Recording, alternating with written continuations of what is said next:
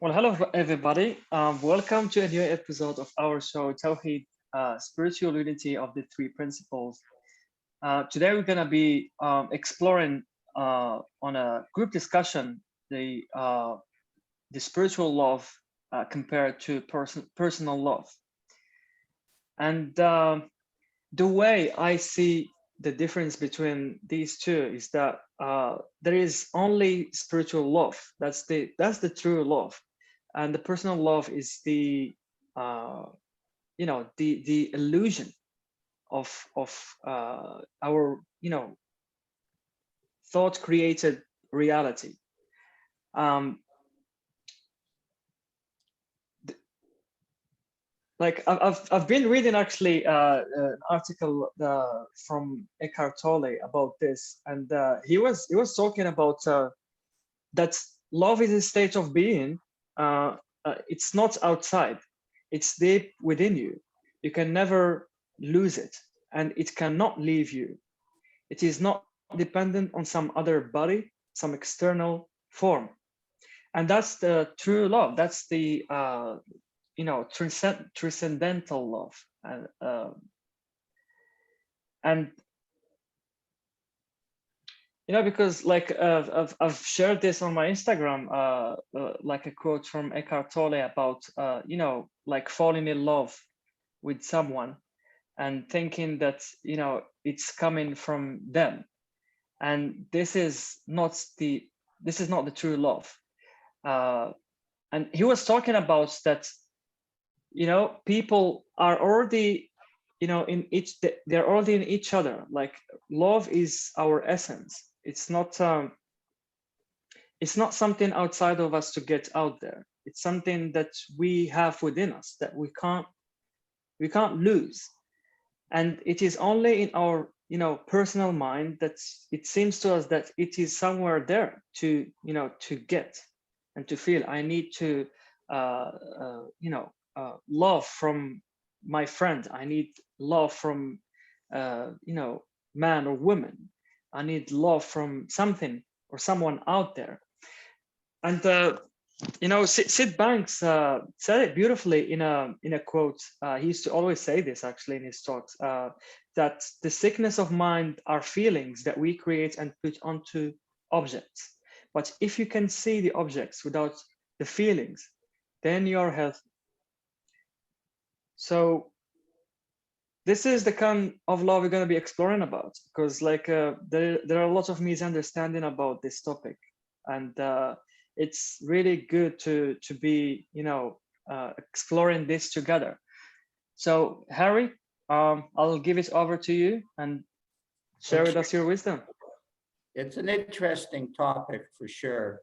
And I was trying to get my head around it without thinking too much about it. And what I initially came up with was that in personal love, that's where I don't quite agree that it's excluded of the universal side. There's a connection where the two become one. So that's been my experience with it. But when Rabbi Schultz says something last time that I think equates also to personal love. There's no prejudice when there's God or Allah in the equation. So the only reason people have racial prejudice this is from him, not from me, is because they've taken God out of the equation. And then they personally experience prejudice or no prejudice. And everybody I know who is into a more universal feeling of love are global citizens. We're all interconnected with each other by the love. And of course, Sid would say it's all love. So without the connection to the spiritual love or Allah, I notice I experience disappointment or lust or guilt and then I get caught up in the usual stuff. And as I get insecure, in this personal world, I look for where the answer is. And this is really interesting, Mark. I had an experience with a woman that I quite liked, since I'm not with a woman, and very interesting woman.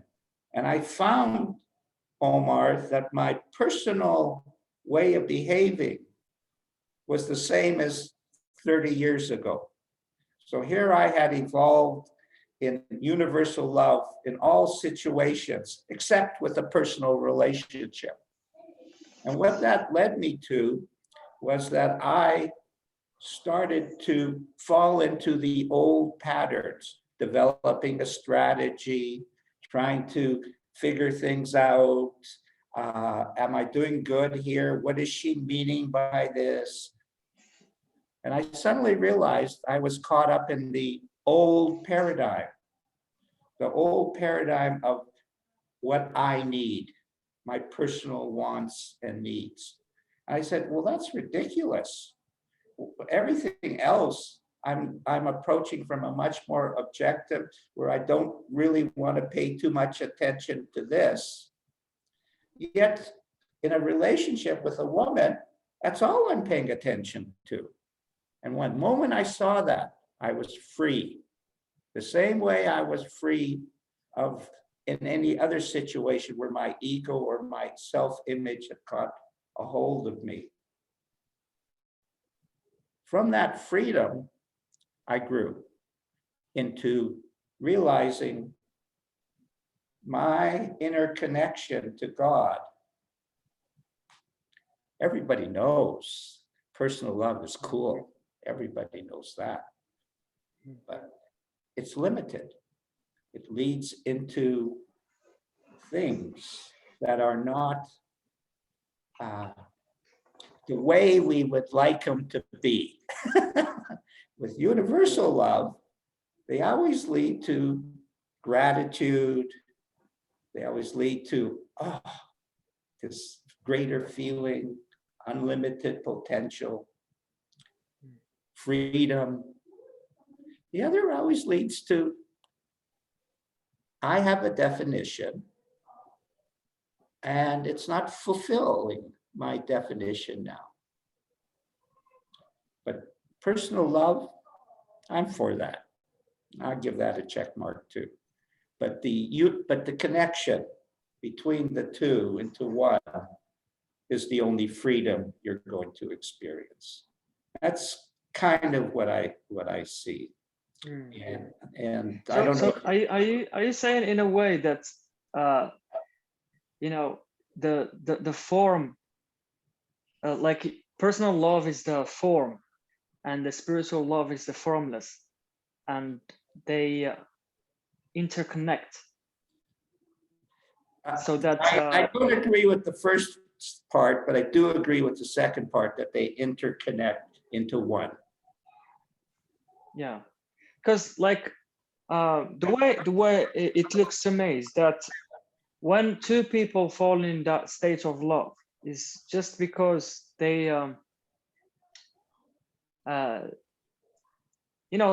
they it's not that like they, but what we do, like normally we project that feeling of love into someone, but in actual fact what happens is that two people fall in that state of love, they fall out of their judgment about I heard once that love is the absence of judgment. So basically, like falling in that state of no judgment, of purity, of our essence. Good luck with that. No offense, but that's not quite so. It's not the piece of cake you're making it sound like. I kind of see it that whenever you connect with somebody, it's Allah has provided that for you. It's a soul to soul connection, whether we recognize it or not in our personal relationship and mind. That's up to us. But I have never been together with anyone that I did not feel Allah had or God had provided for me. And did she always fit the image? No. Did I get insecure with the image? Yes. You know, that I could say. Did I experience freedom? Did I experience a higher state of service? Yes. Did I listen more? Yes. Did I also fight? Yes. I didn't like that one, I must admit. It wasn't too tasty. So, you know, it's an interesting, I think everything in life is, she's a mirror of your level, of your love that you're able to share. It's like loving yourself. The more you love yourself, the more you can love the other person. Is that personal love? No, that's universal love, but it sounds personal, you know. Come on, okay. Well, we opened up the door a little bit. I can see everybody is chomping at the bit to participate. Anybody who would like to just chit chat about it? It's really an interesting topic because, to be honest, divorce is at the highest rate ever, relationships at the lowest rate ever. And it has to be that people are missing out in all our God in the relationships. It has to be that. It's always that. Certainly was for me. Well, who's going to open their big mouth? Come on, Mark, you say something. There's two Marks, either one of you. Both of you have something to say on this topic. I know you're shy, you know. Okay, go ahead, please.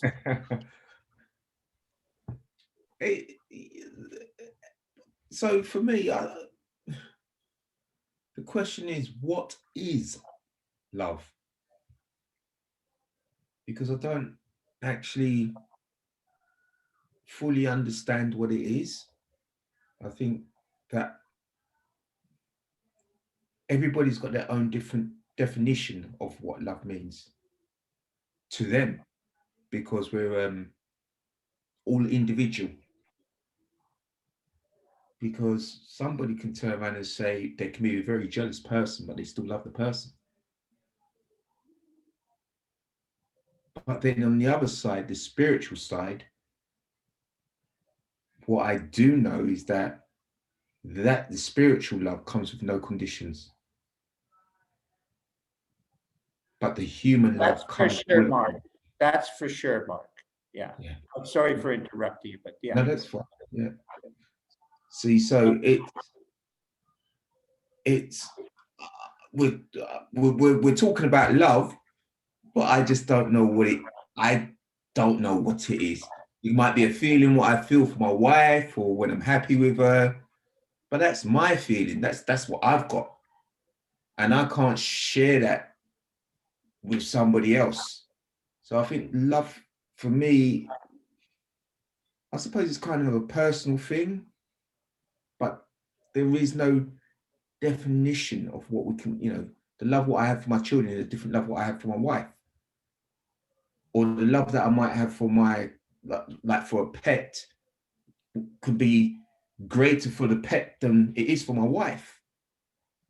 So love is a kind of, how I kind of see it, it's a personal thing in humans. But when we talk in the spiritual realm,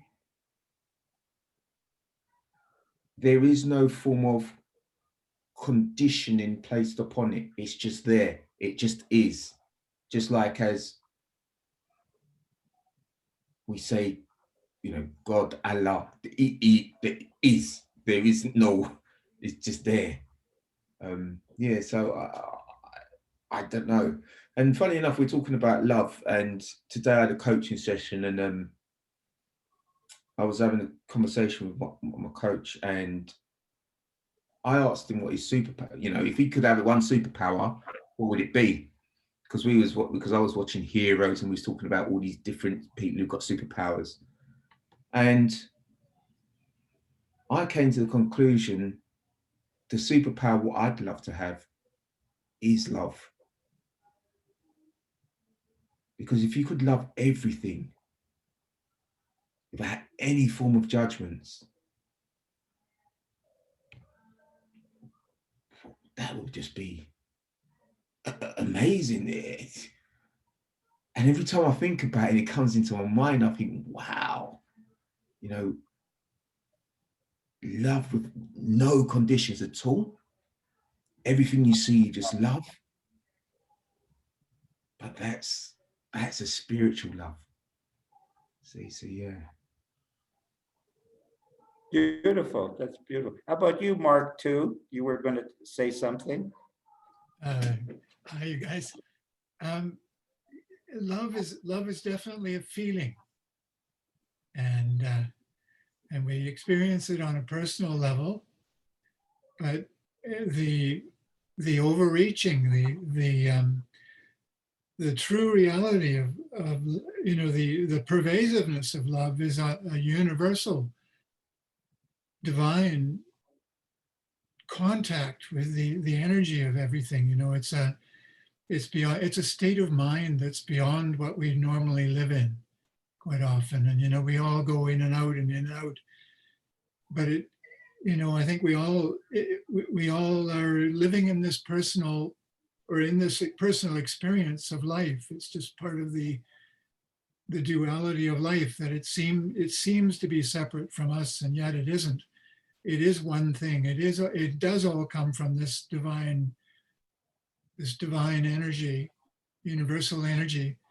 And if you're lucky enough to touch it, Mark, you were talking about personal, and how, but if you're lucky enough to actually touch the state of mind that is pure energy, you realize that it's just light and energy and vibrant energy that is beyond our thinking, before our thinking. And it's there all the time. And it's what creates our ability to experience a personal reality. And that's where it comes from, through our consciousness and our thought. We experience, even to be aware of the divine energy we're using, it is consciousness, pure consciousness and pure thought that is experiencing this divine energy. And then we come down into lesser levels where we're a little bit caught up in the physical life of living. And we just have to remind ourselves not to take the physical life so seriously. We get so wrapped up in it sometimes, and we all have blind spots, and we all, fall into judgment, basically, like you say. And that's what it is, Mark. That's what it is. It's judgment, personal judgment that interferes with the flow of love. Because obviously, it's an honor to have either another person or anything, because every moment, that's indigenous teaching. Every moment, every thought, every action, every feeling is sacred. Now, you would say, well, that sounds awful like Christianity or Muslim, but it's the reality of it, that the simplest of things, like Sid would emphasize, when you're washing dishes, that was a spiritual event of love. Of course, I never looked at it that way because I don't like washing dishes. So I'll pass the love on another way. But it's true. It's being in the now, and whatever it is. The challenge. Oh, sorry, Mark. Go ahead, please. I was just saying, it's actually all love.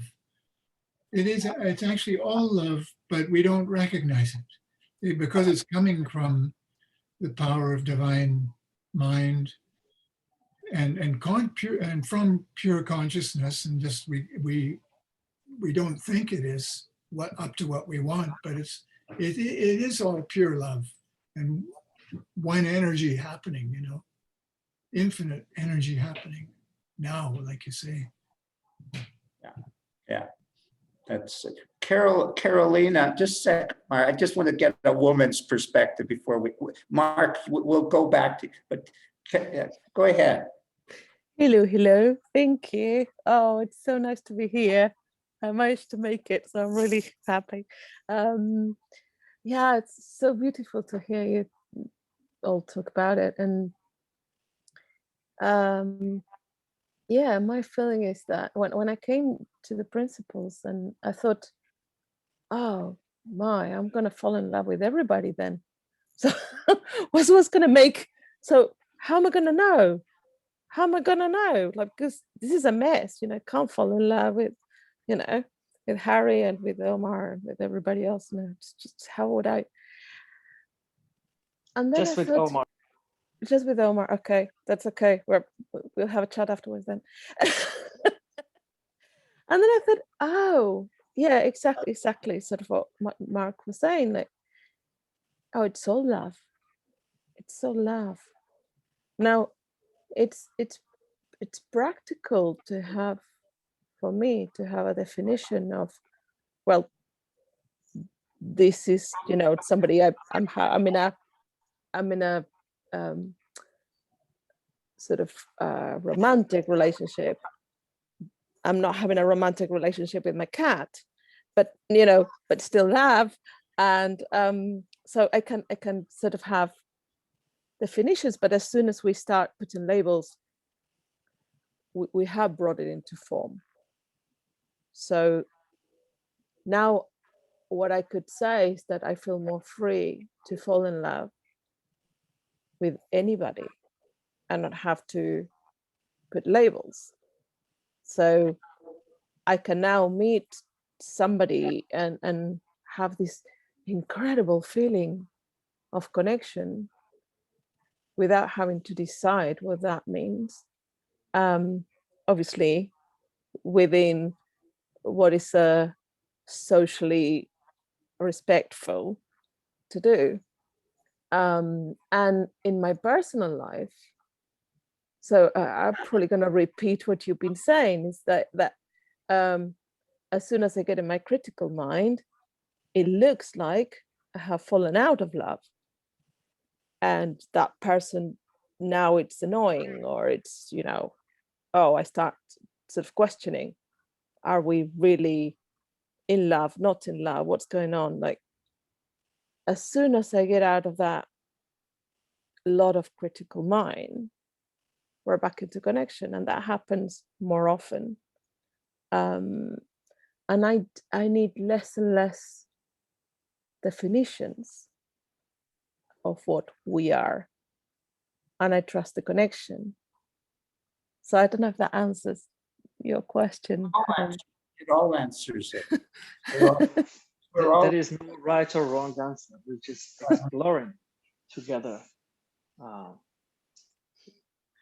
So Mark, you had something to Mark number one, Mark Harris. You were going to. Yeah, I was going to say that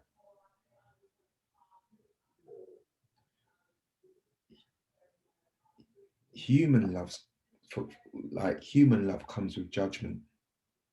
That's it. That's what I came up with too, Mark. Yeah. Like, it's cool. It's cool. Like, just like I like to eat good food, it's cool. But human love, your statement is exactly what I came up with. It's so, and I think that's the restriction of it, and also the beauty of it, I guess.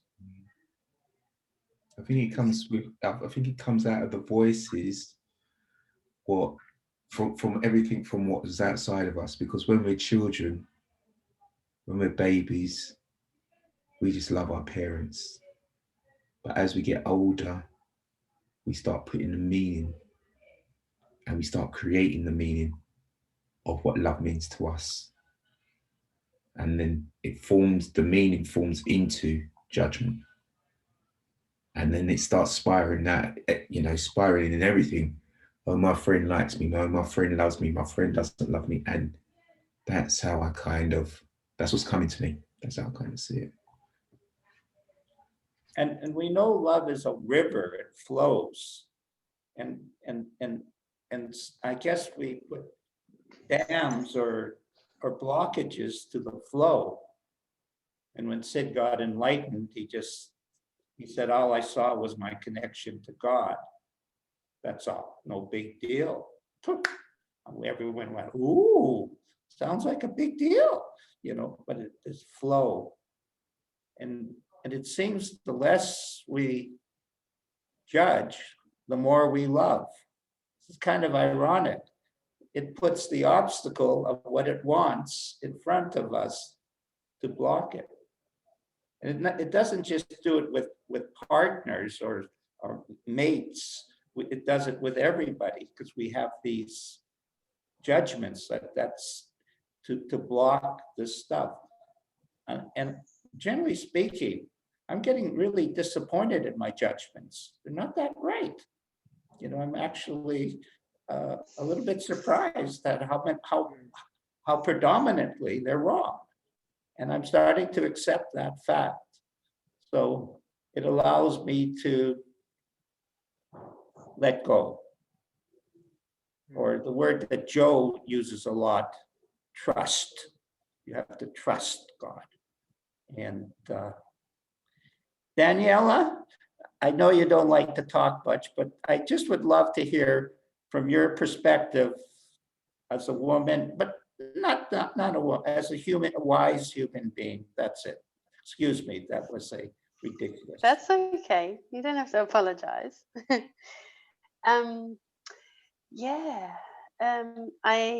I like what Mark was saying, that yes, Which like one? Which one? Mark number 1, I think it was. Oh, both, but he just Mark number 1 that just spoke that love is, it comes without spiritual love comes without judgment. And I think when we look at, whoever it is that's standing in front of us, whether it's our partner, whether it's our child, whether it's a wayfarer on the street, and we can see that person just as they are, like a soul, we can love them, like all on different levels, of course, but we can love them because there is none of that judgment. We can have that compassion for them. It's that fear that is brought into our, that is given to us by media and all that sort of stuff that allows us to have judgment. And then when we let go of that fear, because there is no fear when there is love, it's just love.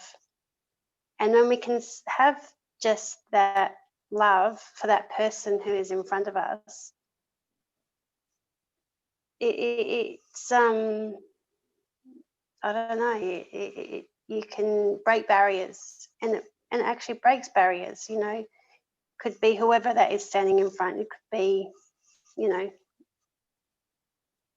anyone, but it's just that breakage of barriers. And I think from that way, it is spiritual, because and that other person might have a barrier to me, because for whatever their thinking is, but that doesn't mean that I need to show up differently, because if I'm in love, like if I am showing up as love, then that will just emanate.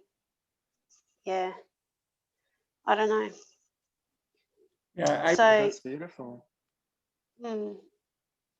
So like coming, if you're going from husband and wife,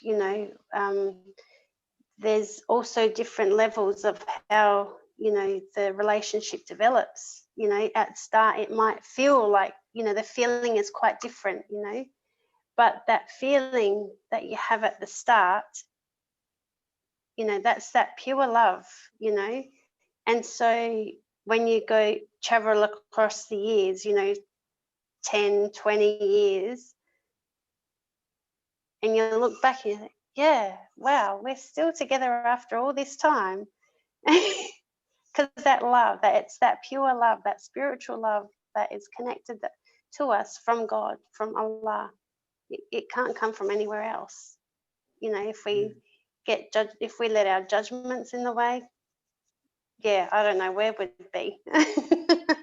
But when we just allow the other person to be. And yeah, sure, there's, like anyone, you have disagreements. You don't always have to agree because we think differently. That's normal. But the end result is that love, that connection for ourselves to God, and then that comes across as well with the other person. That's what I found. Yeah, Yeah, I love it. There is a quote from our guy Rumi, as always, and I just love this one because it speaks to me really deeply. And it says that your task is not to seek for love, but merely to see and find all the barriers within yourself that you have built against it. again, I have trouble grasping it the first. One more time, Omar, please. Your task is not to seek for love, but merely to seek and find all the barriers within yourself that you have built against it. I would agree with that 100%. In a way, it's like we were born as pure consciousness. We were born, pure, like in a state of love. That's our essence.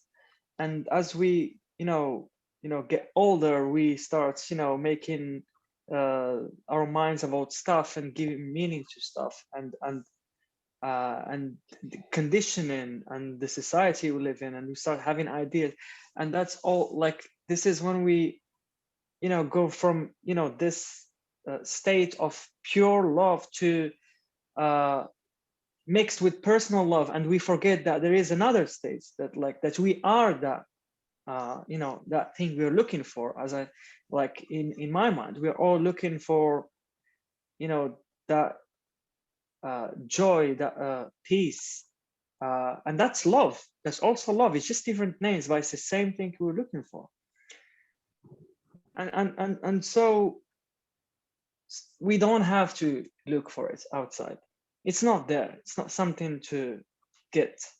It's already here. It's around us. It's us, and the less we judge. I love this. Like, I think it's George Pransky who said this: love is the absence of judgment. It's that simple. Like, when we stop judging, we are in a state of love, because we are not in our little mind. We are in a higher level of consciousness. We just drop all the scratches that mud our vision, and we see things clearly. We see things we could love. We could be that.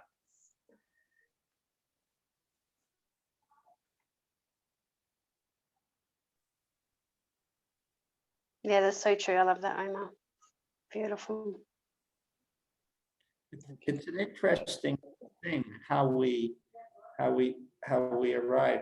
A partner tests us to show us whether we have bad habits or bad judgments or bad ideas or loving ideas to people. I remember with my past wife, there was before I left home to go to work, I would always make sure that she was in a good place and that we were in a good place.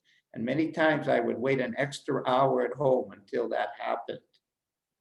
And I remember how whenever I came back, there was still that feeling.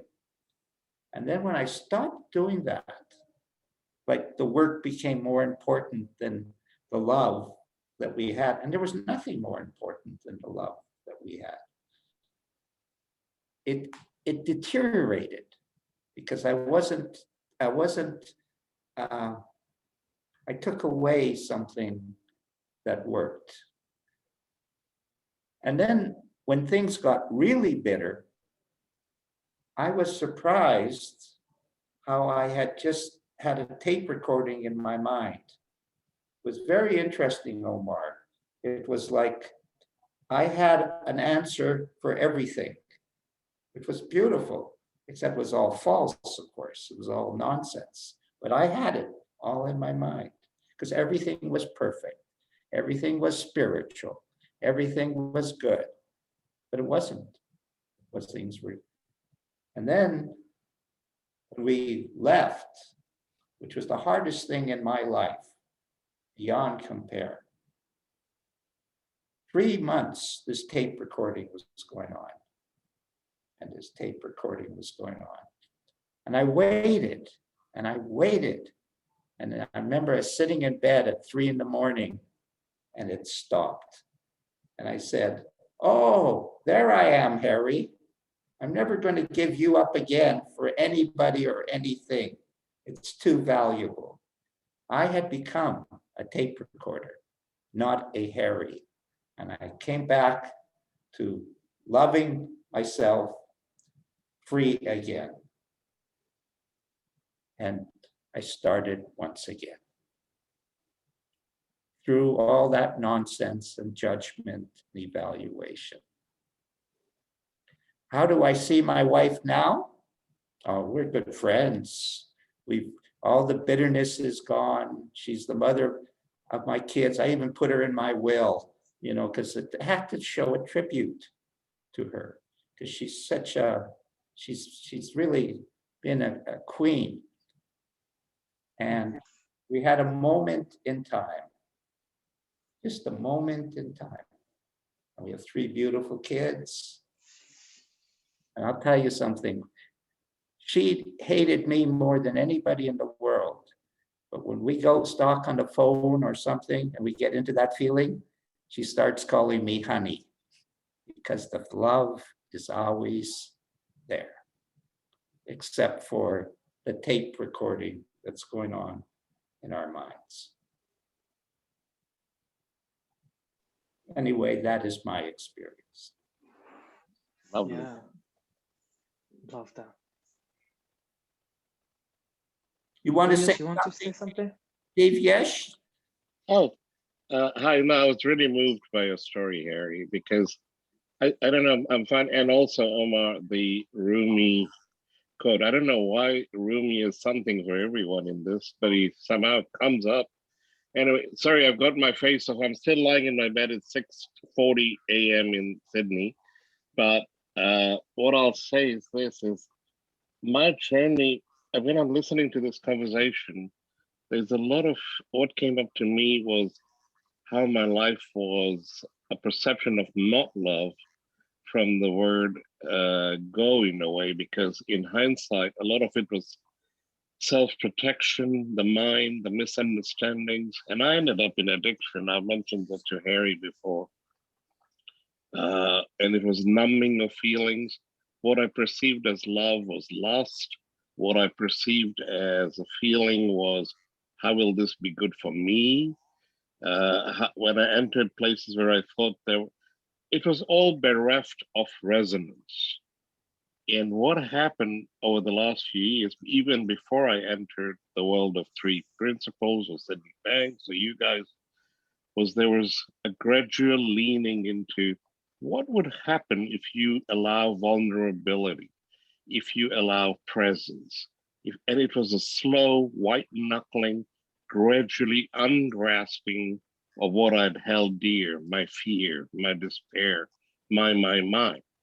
And over the unclasping of the fist and allowing just being, this presence, this resonance, people who needed to come into my consciousness, like even reading Rumi and at least understanding instead of reading it intellectual, or Eckhart Tolle, some things he says, or Richard Rohr, or Al-Ghazali, or rabbis, or some.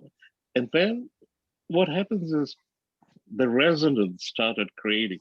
I don't have any lover or partner here. I have a soul companion who, and a little dog who, I never had dogs. Only dogs we had in Kenya were guard dogs. This little pooch has opened my heart. And through the opening of heart, other people's hearts are open to me. And this resonance increased, the presence increased, the intuition of loving something without being tainted by my personal thinking has increased. And all these various pointers towards the divine, which was mentioned by Mark and Harry, and it's there, it was always there. I had clasped it my mind had shut it out because of my fear. And when I'm in this journey with you guys, it unclaps on a daily basis. Every day is not the same as I wake up and there is sun shining out of my nether regions, but there is the possibility of love, of presence. And if I partake of it, the day is a beautiful, light-hearted, light-filled day. And this is what you guys offer by doing this, by creating a path that today, my day, 6 a.m. or whatever, it's chances are it's going to be a good one because I'm partaking of this conversations of love. And let's see, it might not last that long, but it's not up to me to decide how long. And then I always got a resource to come back to, which is love itself through the channels like you. So thank you. Thank you, Divyash, for sharing this. That was beautiful. Thanks. Well, you never know if it's gonna end after a few hours or days, or that's not for us to know. As long as we don't, look for it. I want to feel amazing. Yeah. It's more of a getting impacted, opening ourselves to fall into that space of oneness, love. There is a definition. Our guy Rumi has his own definition of love, and his definition is: this is love, to fly toward the secret sky, to cause 100 veils to fall each moment. First, to let go of life. Finally, to take a step without feet. I don't know, but this guy is so deep. Takes me to places, to another realm. And it's all about the spiritual realm. It's all about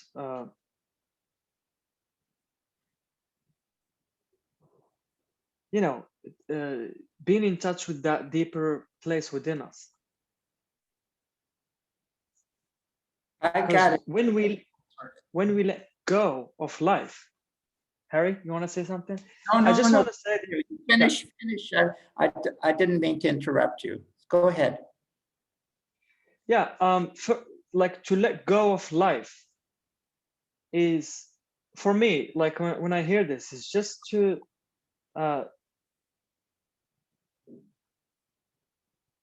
not let my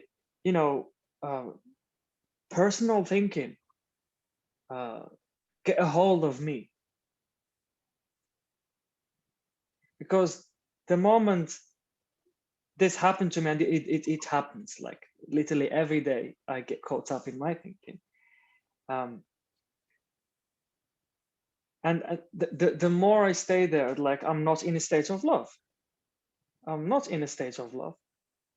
And when I wake up to the fact that I'm caught up in this life again, and it's all a dream, a divine dream, then I'm back. Okay, I'm making it up again.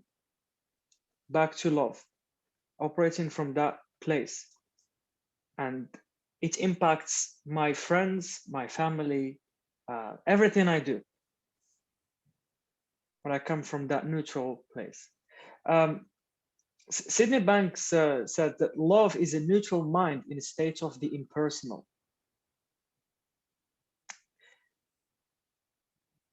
It's impersonal.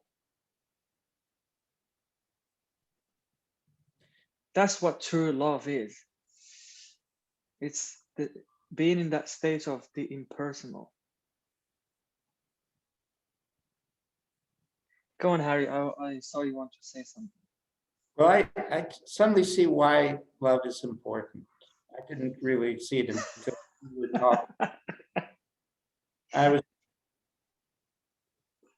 was thinking, I'll see if I can get this feeling across. I was thinking of Sid and Barb Banks. Sid, incredibly beautiful couple together. Sid is enlightened, and he has the perfect partner. They travel together everywhere. They do things together. And it really, I never saw them fight once. Not even once. I'm sure they did, but I never saw it. And my image of it while I was living on Salt Spring was that, well, Sid's enlightened, so he's the leader and she's kind of following. But when I was talking to his son, who I'm a friend of, he said it wasn't like that. You see, love is there. Each of us are playing our role together. We need love. We need each other because we're part of a global family, part of a team to make things work. And so this is what Dave told me, his mom and dad. It was the mom that kept the family together, not the dad. It was the mom who was taking care of a lot of the details and stuff. He'd come home from university, she had food waiting for him and love. And it was her who was keeping the family together. So while Sid was sharing with the world, he was also getting his personal needs taken care of because he was a very caring father and husband to his partner and to his kids. But he couldn't do all of that as easily as Barb could do it. And when they had that union of what I would call, I think Mark was there, he would agree with me. He would say it was as interconnected a relationship as I've ever seen anywhere. And that's why we need love. We need each other. I need Carolina. I need Daniela. Omar and I are in love. The love brought us together. It was impersonal, as you stated, Omar. I hope so anyway. and excuse me, bad joke. And but it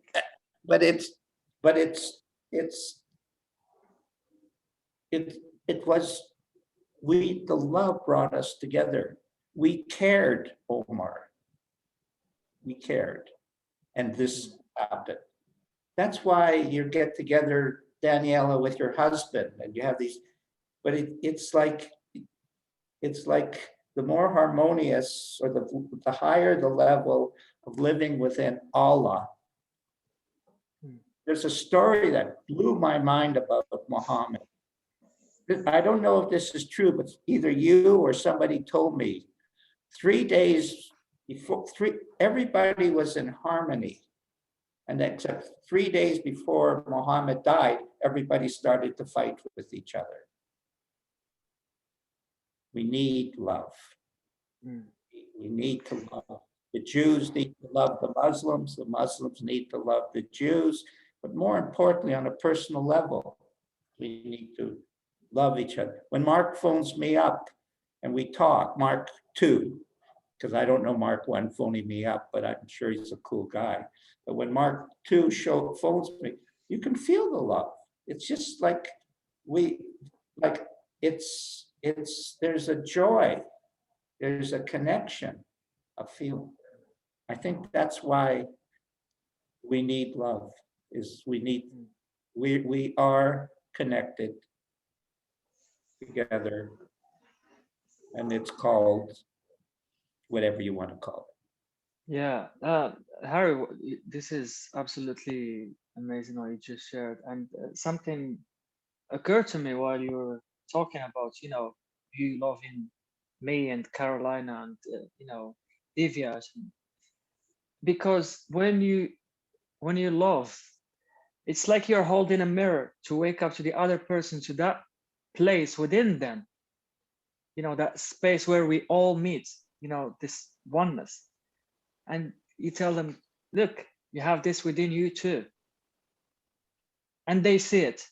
And that's what's like, for me, this is what was called the change of heart. When people see, they see someone acting, some act of kindness toward them, or love, or they you know, they really feel that, like on a deeper level, not on a surface level, on a deeper level. That's, oh, like, I don't know what's this, but thank you. Yeah, something awakens in us that is asleep, that we don't see, and that's what we do, all of us. That's like we've been blessed to do this work, Harry, and all the people who share this understanding, because it's actually just, you know, waking people up to their true self. And this is when we love, we are more likely to awaken that part of people that's, you know, that knows the truth, that knows that we are all that. We're all living examples of that in one form or another. And I'm one person who's addicted, heavily addicted on the streets, and he saved personally 15 lives on the street that just would have died without him being there. That's love. Wow, wow, wow.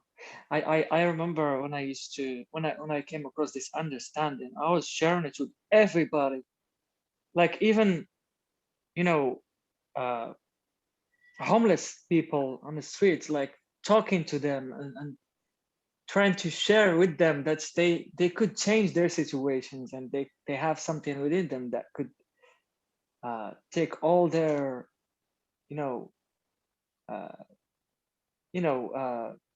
mental illnesses away. And yeah, I remember that guy that really started crying after, you know, I told him that's you are okay, you know, like no matter what. I was like, back then I had I was new to this understanding, so I was just sharing with him what I've understood, and my insights. And he started crying. He told me, "Thank you, man, for caring. I really appreciate it. I think I'll never forget this conversation. Thank you." And that was like that was just beautiful. That was beautiful conversation.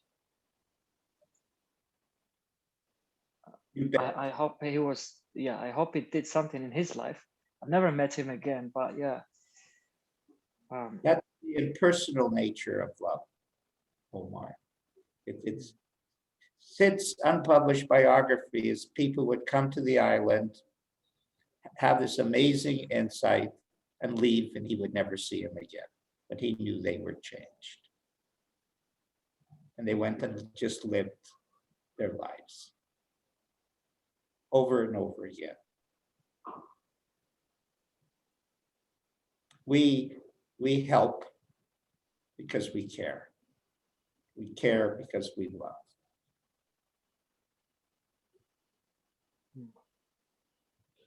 And something very interesting, what I have really treasured about this show, I've just loved that it's the flavor of it is so different than anything else I have walked into. I just love that. It's so interesting. It's not just a three-piece show. There's a flavor to it that's really super cool. And I'm doing a group with Joe. It's the same thing. It's a unique group, right, Joe? Yeah, it's Very unique. much so. Yeah, very much so. It's unique. This is unique. And we are blessed to share. Yeah, I would love to hear what came up to Joe's mind hearing, you know, Yeah, I mean, this conversation. the way I kind of see it is personal love kind of always has a condition. So even if it's your child, the condition is your child, and it's always changeable depending on your level of consciousness. whereas kind of universal love is when we kind of drop all ideas and beliefs and concepts. And like, I think Devish also mentioned it was like presence. And kind of when two people are present with each other is the ultimate universal love. And it's like what we're always searching for, isn't it? And it's that simplicity and the purity. And it's kind of when people say they search for God, that's what they're really looking for. And so just when everyone's together and everyone's present with each other and they have that silence, that's when it's universal love. And a word that came to me when Harry was speaking was unity. And when we're all in union, that is when we're all in love. And it isn't judgment, because there's judgment of nothing, and there's not judgment of good or evil or bad or doing, because it's all from source. It's all from that silence and the quietness, and it's the creator of everything. So it has no judgment. And then when we're in that present moment, we're with God and we're with it and we're with Allah. And that's what we're always constantly looking for. And then when we get that feeling we're there, then we know we're in universal love. Yep. Yeah. Love it. Thank you. Thank you for sharing, Joe. Absolutely love it. Mark? Yeah, something that just came to me while everybody was talking, and it's with acceptance, it opens the doorway to see love. And it's up to you if you want to go through that door to know love.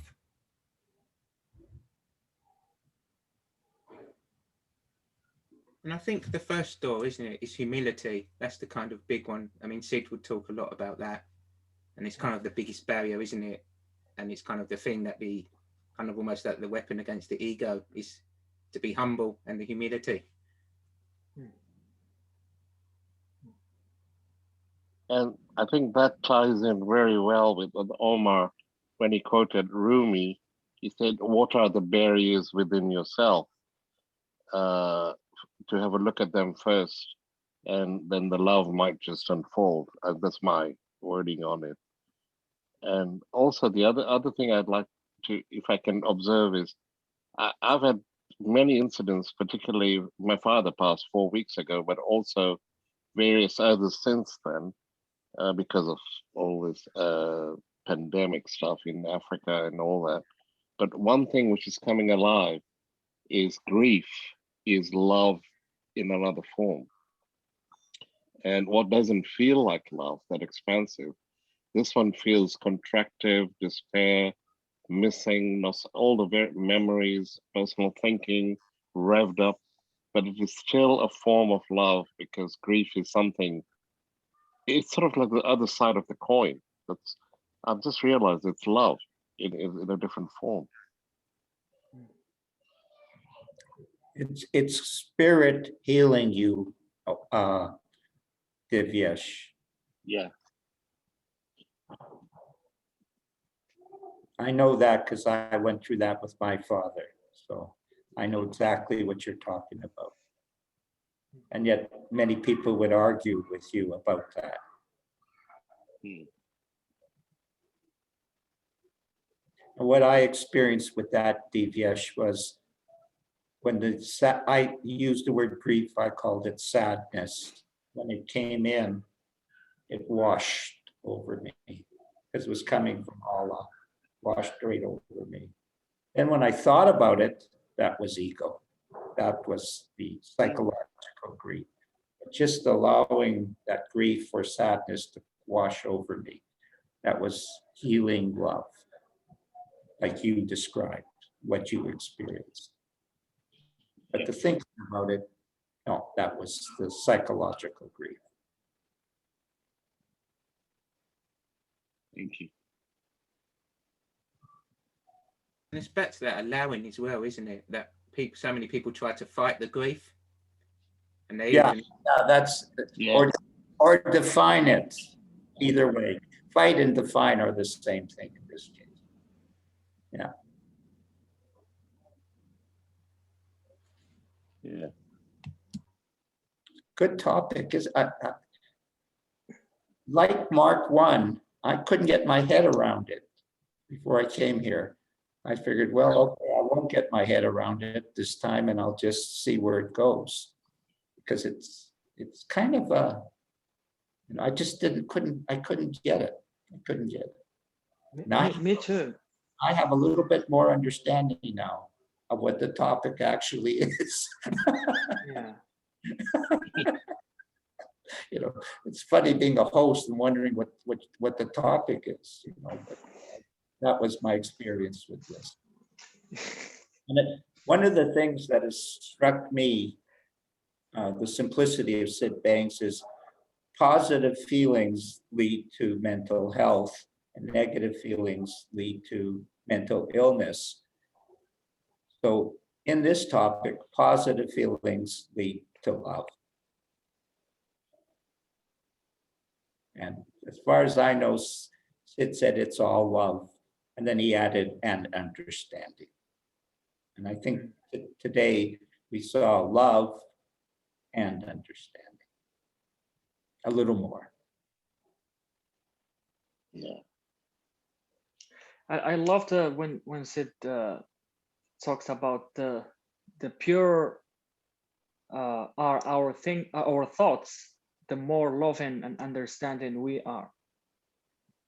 And that's sort of again coming back to that you know, that space, that love within us, and expressing ourselves from there, because in that space we are aligned with truth, with the infinite intelligence. And whatever, you know, whatever we see from there, whatever we hear, is something to keep and act upon, or, you know, To live. yeah. Does anyone want to say anything before I think we reached the end of this? Thanks so much. It's actually a beautiful place, a beautiful feeling in the room. Just something came to me, is that we're molded from love, aren't we? Nice thought, Joe. That's never thought of that. Yeah, we're like the statues, you know, the clay of love, and, you know. One thing that Sid said was that think about other people and don't think about yourself so much. You know, Yeah. think of others, not yourself, is a very good rule of thumb. I love that. I love that. But I always like the one Sid would say that Bill Pettit quotes quite a lot, is when it's complex, it's the intellect, but when it's simple, it's spiritual. I think. Needed to hear that, Joe. Thank you.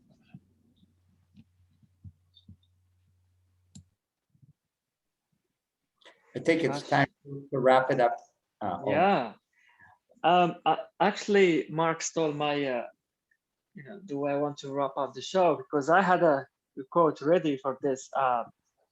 You know, as Sid Banks said, it's from Eckhart Tolle as well, and it says that the recognition of the other as yourself, in essence, not the form, is true love.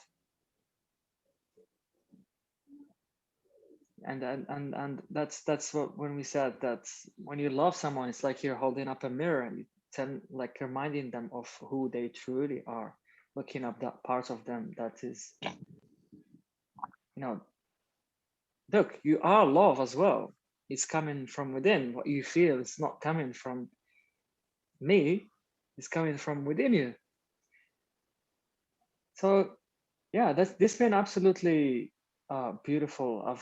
I've been in completely different state when I started this, but I just feel the love and the level of consciousness that we are in. It's just beautiful. Thank you, for participating, coming, sharing your insights, your thoughts, and big love to you all. Thank you so much. I'll have to, Omar, Harry. Thank you. Thank you so much.